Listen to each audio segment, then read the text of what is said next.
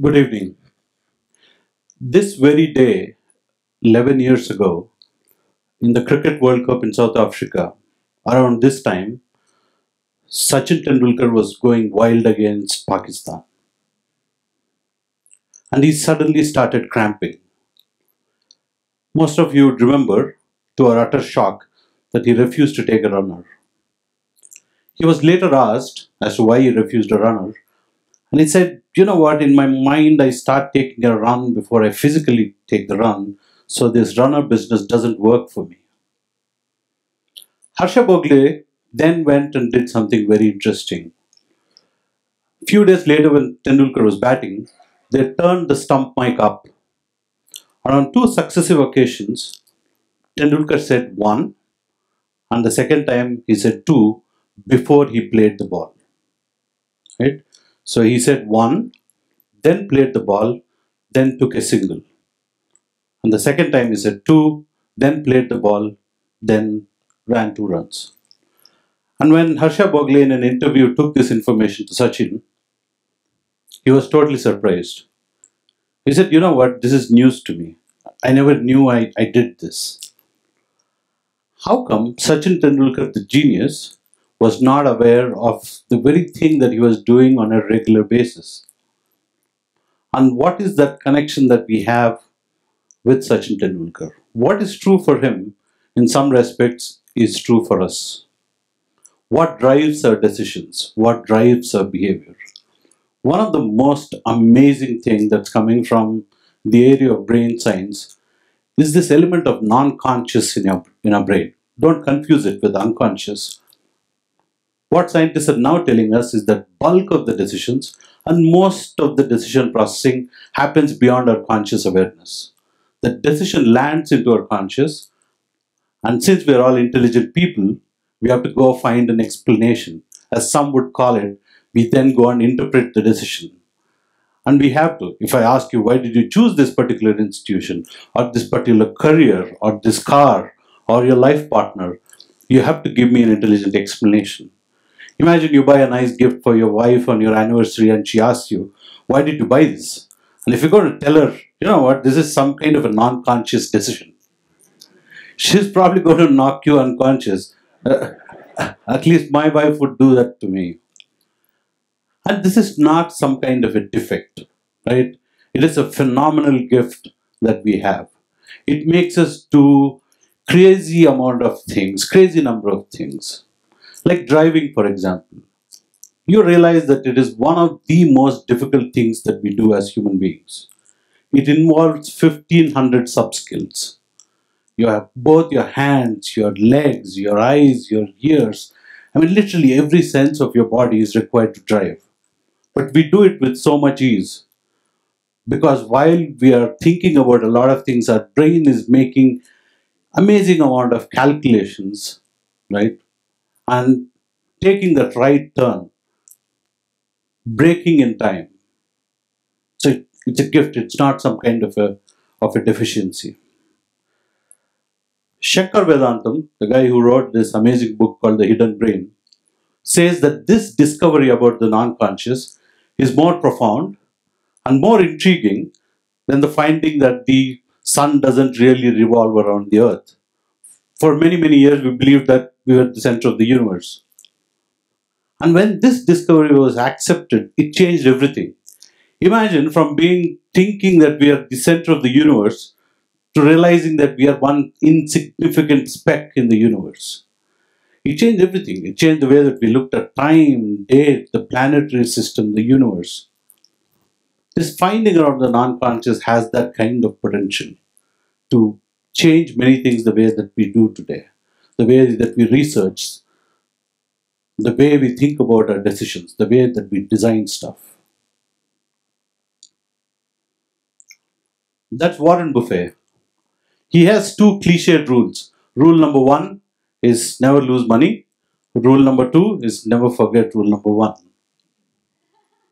But look at him here, giving away half his wealth. And he's so happy, right? An economist would argue that he shouldn't be happy, right? In fact, he shouldn't be giving away his money in the first place, right? He should keep all the money to himself. Because that's a narrative that we've been fed all these years, that we are economic, analytical, selfish kind of people. But interestingly, in our brain, earning money and giving it away does not cancel each other out. It's actually two sets of rewards, it's double. Whereas an accountant would cancel each other and put a zero there. There's this really intriguing study on Olympic medal winners. They wanted to understand who is more happy. Obviously, the guy who won gold is the most happiest. And guess who's among these three has won silver? Yeah. Logically, you would think that the guy who won silver should be the next happy. But look at the guy in red. He's devastated. And look at that guy in black. He thinks he's won better than gold. Right? The, the silver guy is thinking, damn, I lost out on gold. And the bronze guy is thinking, I at least got something. Right? What makes us happy? Right? It's again a very, very interesting phenomenon, the way that we look at emotions. These four pictures tell four different stories, but they have a common theme. The one on the top left, we were hearing about roads earlier. It is the biggest killer among the youth in the country today. It kills more than 200,000, and by 2030, it's going to surpass HIV globally as the single biggest killer. And about 75% of these accidents or more are because of human error. The one below that, there's this fascinating study by Johns Hopkins. They actually went to all the people who went through bypass and wanted to understand how many of them ended up changing their lifestyle. And to their utter shock, they realized that only 1 in 9 ended up changing their lifestyle. After bypass surgery, right, you had a near-death experience, 1 in 9 changed their lifestyle, the rest went back to their normal life. On the top, the story of the gym. A study in UK found that about 85% of the people drop out of a gym in the first 6 months. As you can see, I dropped out much earlier. When I read this study, I thought this is interesting. So I went to the gym where I had paid a membership and I had to prove for a while that I am indeed a member there. And I observed something strange. Whenever I went there, the treadmill was empty. Somebody was talking about 3 screens and 400 kids. I got curious and started counting the cards of membership in the gym. So this gym guy probably thought I am some kind of an income tax officer or something who's come here to do an audit. I counted 1,600 membership cards for 4 treadmills. In a way, gym works like insurance. Right? You pay the membership, but very few people go there. And the last one is my personal favorite. We were doing this project in a slum in Delhi. People would walk all the way to the bin with their trash, and they throw the trash around the bin. There is a German company that has a contract to come and lift this bin every day. And with German efficiency, they come and they lift an empty bin and go. What explains some of these behaviors? Whenever we see such problems in society, we have a one-point solution. We always say, let's build awareness. Rape, let's build awareness. Road safety, let's build awareness. Now, what can awareness get us? This is a Harvard Law School study that finds that smokers actually overestimate the dangers of smoking by 5 times. They actually overestimate the dangers of smoking by 5 times. What more will you do with awareness? In fact, it has very, very little value beyond a point. It's like I can give you a lot of lectures on obesity, right? But it has very, very little action on what I'm going to eat after this session. So is the case with breast cancer. I'm going to do a simple little exercise here. How many of you drive or ride a motorbike? Just show of hands. Okay, most of you. How many of you would describe your abilities as below average? How many would say above average? Okay, good. How many of you would say good? Really good at driving. Excellent. How can all of you be above average? And haven't you learned statistics? I mean, did you go to school? But we have this amazing amount of overconfidence about our abilities, right? Uh, it's like driving. Uh, when you're on the road, everybody else is an idiot or a moron. You are the perfect driver, right? And somebody actually said that anybody who drives faster than you is an idiot, and anybody who drives slower than you is a moron. You are the perfect driver. You will never make mistakes. You're not only good drivers, you're actually better drivers when you're drunk, right? And we are even better when we are on the phone. And this is this another amazing field of behavioral economics, which is telling us that we don't actually calculate probabilities when it comes to these things. Right? We use simple heuristics, shortcuts, and arrive at decisions. Again, this is a great power. We should not look at all these things as some kind of inefficiencies. We require this overconfidence to get out of the cave, to go to the moon, right? To think of crazy ideas, to think of things that a lot of other people have not even attempted. So this overconfidence is kind of critical for us. But we should not confuse this with the truth. William Starbuck, a great social scientist, says this beautiful line. It says human rationality can extrapolate incomplete knowledge to impossible extremes.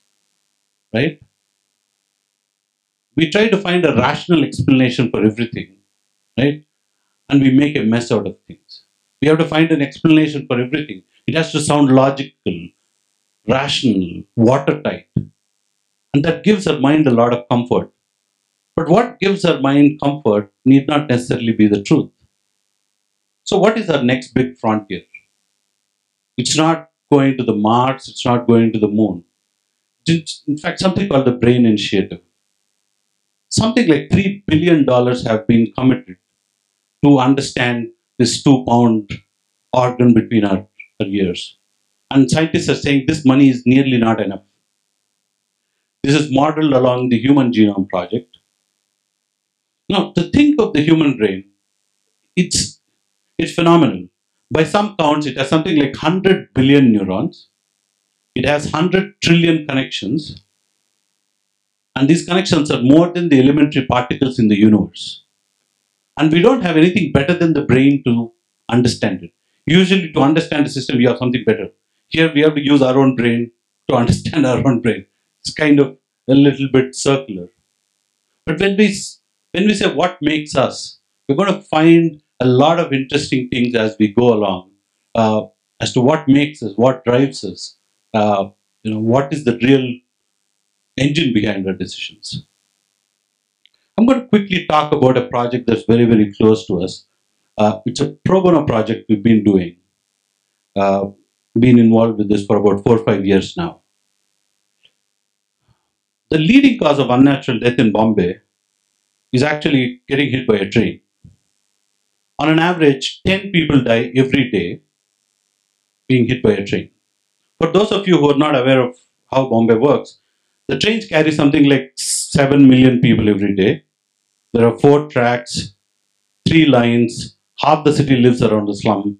A lot of people have to cross these tracks. And when the railways came to us, they said, you know what, there are thousands of these trespassing points. We've tried everything. Why don't you guys take a shot?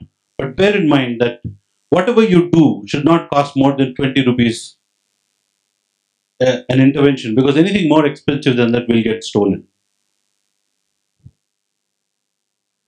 They would do things like building walls, but people would drill through these walls in no time. They would break fencings. In one place in Vikhroli, railways got fed up. They built a 12-feet wall. In 3 days, somebody built a 15-feet ladder. And to do what? To come and defecate on the tracks, because they don't have toilets. When we actually went and looked at the signage system, it's amazing. There are a lot of these signages that say danger, right? Don't cross the tracks. And then every other day there will be an ad in the paper. Do you actually feel danger reading this? Any of you feel danger? You don't, right? So he said, why not we actually push the boundary? The railways guy said, you know what, we have pushed the boundary. We put some dummy dead bodies with ketchup on the tracks. But the thing with death is that our brain does not have experience of death. So you see a dead body, you actually feel sympathy. We actually change the signage to something like this, right?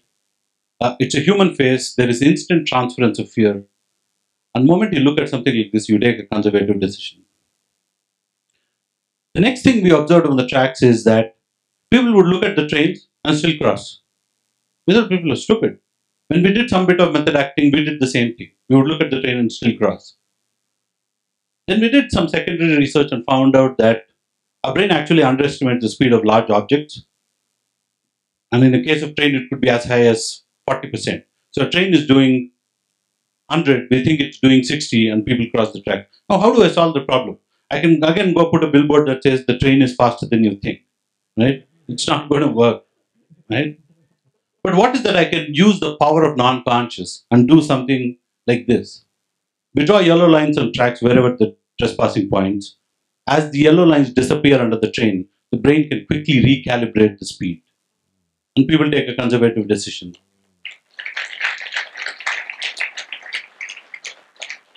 It works in an instant. People don't know why it exists. And you ask a trespasser, they say, I don't know, it's something, some signal for the railways. And we ran this experiment for a year. And those are the numbers that we saw.